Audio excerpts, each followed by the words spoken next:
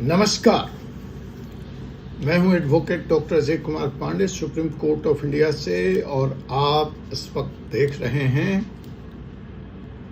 4C supreme law partners का हमारा यह कानूनी चैनल। दोस्तों, सुप्रीम कोर्ट ने आपको एक बहुत बड़ा तोहफा दे दिया। अब आइए, यह तोहफा क्या है? ये तोहफा है चेक बाउंस कराने वालों को। Cheque bounce 138 negotiable instrument act supreme court के इस निर्णय के बाद क्या एक मजाक बन चुका है? सोशल मीडिया में बड़ी तेजी से एक खबर वायरल हो रही है, cheque bounce is no more crime. Cheque bounce कराइए और मजे लीजिए। यावम जीवेत सुखम जीवेत, ऋणम लित्वा घृतम पिबेत। ऐसी भी आर्थिक फिलॉसफी हमारे देश में रही है कि जब तक जीना है सुख से जियो, चाहे ऋण लेकर घी पियो। तो चेक बाउंस का यह किस्सा कुछ क्या उसी अर्थशास्त्री, भारतीय अर्थशास्त्री की सलाह की तरफ बढ़ रहा है, ऐसा सोशल मीडिया पे बहुत तेजी से वायरल हो चुका है। तो सवाल जो है आज के इस एपिसोड में कि क्या चेक बाउंस का केस अब मजाक बन चुका है? सोचिए जरा, एक मिनट के लिए ठहर जाइए कि आपने किसी को लाखों रुपए का कर्ज दिया, वो सालों तक आपके पैसे को घुमाता रहा, और जब वह केस हार जाए, आप कोर्ट गए, सालों तक मुकदमा लड़े, और अब आप केस जीत गए, तो यहां पर आकर क्या होगा? क्या वो जेल जाएगा? क्या वो आपके पैसे का डबल वापस करेगा? जी नहीं। सूरत हाल कुछ ऐसी बन रही है कि आपको वो उस मूलधन अर्थात 1 लाख पर 10 साल बाद थोड़ा सा ब्याज दे और कोर्ट से बाहर निकल जाए। अब सवाल यहां पे यह उठ रहा है कि क्या इसे सुप्रीम कोर्ट की तरफ से चेक बाउंस के अपराधियों को नवरात्रि का तोहफा मान लिया जाए? क्या यह न्याय है, या यह अंधेर नगरी, चौपट राजा, टके शेर खाजा और टके शेर भाजी का हाल है? तो आइए समझते हैं दोस्तों विस्तार से सेक्शन 138 NI एक्ट यानी चेक बाउंस केस, जो भारत के अदालतों का फिलहाल सबसे बड़ा सिर दर्द है। जज साहब लोग मिलते हैं, कहते हैं वकील साहब कोई ऐसी टैबलेट बताओ, जरूरत है तो हम इंजेक्शन भी ले लेंगे, लेकिन इस सर दर्द से छुटकारा दिलाओ। लेकिन साहब यह दर्द ऐसा है कि छोड़ने का नाम ही नहीं ले रहा। अगर मैं दिल्ली के ट्रायल कोर्ट्स की बात करूं, सिर्फ दिल्ली के, तो यहां जो मुकदमे पेंडिंग हैं साहब, वो 50% मुकदमे चेक बाउंस के। 50% of total pendency alone is of check bounce।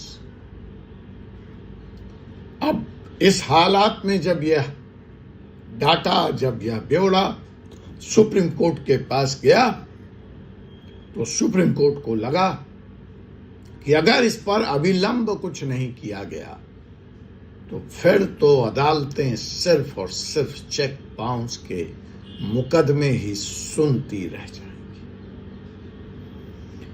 इसीलिए अदालत ने इन बातों को, पेंडेंसी की इस भारी संख्या को मद्देनजर रखते हुए दिया एक नया फैसला। जी हां,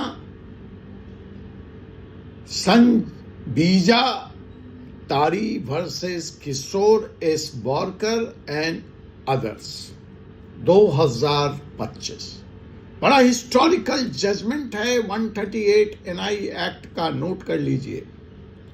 सन विजय तारी वर्सेस किशोरेश वर्कर्स एंड अदर्स 2025, जिसने पूरे खेल को ही बदल कर रख दिया। डिस्क्रिप्शन में आपको इस जजमेंट का टाइटल मिल जाएगा। और ये जजमेंट अपने आप में इतना महत्वपूर्ण है कि इस पर आज के इस 15 मिनट के एपिसोड में कुछ नहीं होने वाला।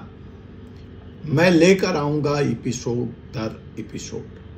तो आप इसको मान लीजिए एपिसोड नंबर 1 और आप जुड़ जाइए। अगर चेक बाउंस की समस्या से आप परेशान हैं, धंधा करते हैं, बिजनेस करते हैं, चेक लेते हैं और देते हैं, दोनों ही सूरत हाल में यह वीडियो आपके लिए बहुत महत्वपूर्ण है। तो साहब, इस केस की जो मुख्य बातें हैं इस जजमेंट की, उसको हम पहले समझते हैं। देखिए, एक मिथ भी यहां पर ब्रेक हुआ इस केस में। वो मिथ क्या है कि अगर आपने लोन किसी को नगद में दिया है और बदले में उसने आपको चेक दिया, अब वो चेक हो गया बाउंस। अब आप जब केस डालते हैं तो वहां पे पहला सवाल जो आपका पीछा करता है वह यह है कि क्या नगद में दिया हुआ लोन इनफोर्सेबल डेब्ट है।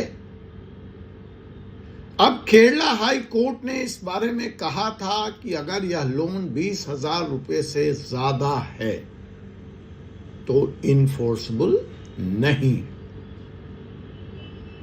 लेकिन सुप्रीम कोर्ट ने मिथ को भ्रष्ट किया, तोड़ दिया। और नोट कर लीजिए, शिद्दत से नोट कर लीजिए कि सुप्रीम कोर्ट ने कहा कि इवन कैश में दिया हुआ लोन इनफोर्सेबल है। बड़ी बात है, नई बात है। सुप्रीम कोर्ट ने साफ कहा कि इनकम टैक्स एक्ट का सेक्शन 269 SS ज्यादा से ज्यादा उसका उल्लंघन हुआ। यहां पर नगद में 20,000 रुपए से ज्यादा का लेन देन किया है आपने, तो वह एक पेनल्टी को अट्रैक्ट करता है under 27 ID 1D IT act. इससे डेब्ट जो है, जो उधारी है, वह कैसे वॉइड हो जाती है, वह कैसे खत्म हो जाती है, वह बिल्कुल इनफोर्सेबल है। अर्थात अगर आप कहें कि नतीजा क्या है वकील साहब, तो नतीजा यह है कि अब सुप्रीम कोर्ट के इस जजमेंट के बाद 20,000 रुपए से नगद में दिया गया लोन वॉइड है, वैलिड है, इनफोर्सेबल है, चेक बाउंस केस में भी। दूसरी बड़ी बात जो सुप्रीम कोर्ट ने इस जजमेंट के द्वारा कही वह है क्रांति। समन्स की दुनिया में क्रांति। कोर्ट ने कहा कि देखिए, वर्षों वर्षों, महीनों महीनों डाक से समन भेजने में बर्बाद करने की अब जरूरत नहीं। आप समन व्हाट्सएप से, ईमेल से, दस्ती से सर्व करा दीजिए, सब चलेगा, सब वैलिड है। और आपने ऐसा किया है, इसके लिए आपको एक एफिडेविट देना है और एफिडेविट में आप एक्यूज्ड का ईमेल और मोबाइल नंबर दोनों दे दीजिए, वो निपट लेगी। तो अर्थात जो अभी तक सर्विस के नाम पर डिले की चालाकी वकील साहब लोग करते थे या सामने वाली पार्टी करती थी, जिसका मन पैसा देने का नहीं होता था, उसका दौर भी सुप्रीम कोर्ट ने खत्म कर दिया। तीसरी बड़ी बात, कोर्ट ने ऑनलाइन सेटलमेंट की फैसिलिटी दे दी। कोर्ट ने कहा कि अब हर डिस्ट्रिक्ट कोर्ट में QR कोड और UPI लिंक से ऑनलाइन सिस्टम पेमेंट का बनाना ही होगा। वहीं दीजिए, भुगतान कीजिए और आगे बढ़ जाइए। समन जब आपको सर्व किया जाएगा तो उस पर साफ लिखा होगा कि एक्यूज्ड अगर चाहे तो कोई जरूरत नहीं है उसको कोर्ट आने की, कोई जरूरत नहीं है उसको वकील रखने की। वहीं पर चेक का अमाउंट वो भर दे और केस कंपाउंड हो जाए। तो ये समन की रिवॉल्यूशन की बात है। समन के रिवॉल्यूशन के साथ साथ ऑनलाइन सेटलमेंट का भी प्रावधान, वहीं पे तत्काल चेक मंगनी पट ब्याह की भी व्यवस्था सुप्रीम कोर्ट के इस जजमेंट ने आपकी कर दी। अब सवाल है कि ये जो कंपाउंड हुआ, आपने पैसे दे दिए, किसी के इस्तेमाल किए और जितनी बात उस पर लिखी उसने दे दी, तो वो जो साल लगे, उसको जो परेशानी हुई, उसका जो हर्जाना बरजाना हुआ, उसका क्या होगा? तो उसके लिए कोर्ट ने एक नया फॉर्मूला इजाद किया। नया फॉर्मूला डिस्क्रिप्शन में मैं दे रहा हूं और यहां तो मैं आपको बताऊंगा ही।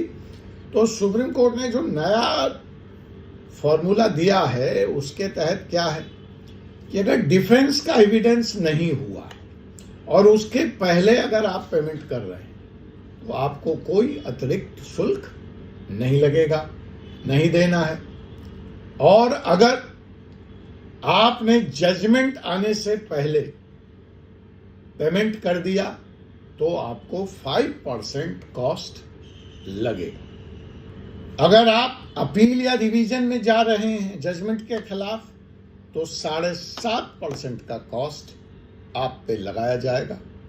और अगर यह मामला आपने सुप्रीम कोर्ट तक खींचा तो आपके ऊपर कॉस्ट, जो जजमेंट है, जो डेब्ट है, उसके अलावा 10% का कॉस्ट भी लगाया जाए। अर्थात सुप्रीम कोर्ट का संदेश साफ है, जितना देर करोगे उतनी महंगी पड़ेगी आपको यह सेटलमेंट।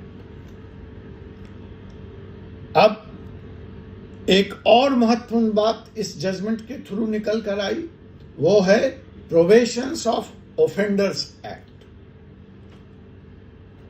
कि अगर जो कंप्लेनेंट है वह एक्स्ट्रा पैसे मांग रहा है और जो एक्यूज्ड है वह सिर्फ जो चेक का अमाउंट है उतना ही भरने को तैयार है, तो यहां पर मैजिस्ट्रेट की भूमिका महत्वपूर्ण हो जाएगी। मैजिस्ट्रेट का डिस्क्रिशनरी पावर प्ले में आ जाएगा और मैजिस्ट्रेट अगर चाहे तो एक्यूज्ड को प्रोबेशन का बेनिफिट दे सकता है। और यहीं से गड़बड़ी शुरू हुई।